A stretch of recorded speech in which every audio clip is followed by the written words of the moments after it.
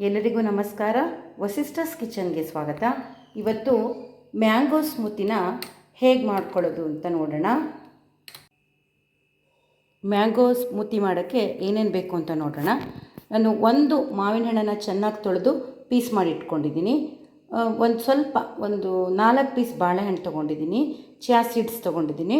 Dry fruits ಗೋಡಂಬಿ ಬಾದಾಮಿ ಮತ್ತು ಒಂದು ಉತ್ತುತ್ತೆ ತೊಗೊಂಡಿದ್ದೀನಿ. ಒಂದು ಅರ್ಧ ಕಪ್ಪು ಕೋಲ್ಡ್ ಹಾಲು ತೊಗೊಂಡಿದ್ದೀನಿ. ಈಗ ಒಂದೊಂದನ್ನೇ ಮಿಕ್ಸಿ ಜಾರಿಗೆ ಹಾಕ್ಕೊಳ್ತಿದ್ದೀನಿ. ಫ್ರೂಟ್ಸ್ ಹಾಕ್ಕೊಳ್ತಿದ್ದೀನಿ, ಹಾಗೆ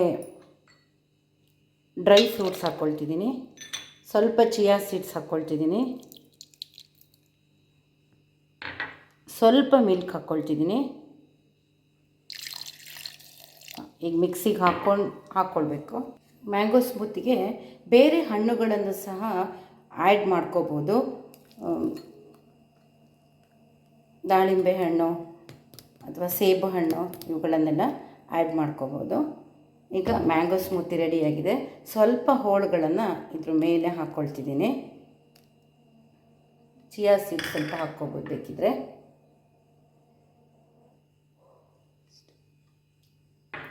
ಮ್ಯಾಂಗೋ ಸ್ಮೂತಿ ರೆಡಿಯಾಗಿದೆ.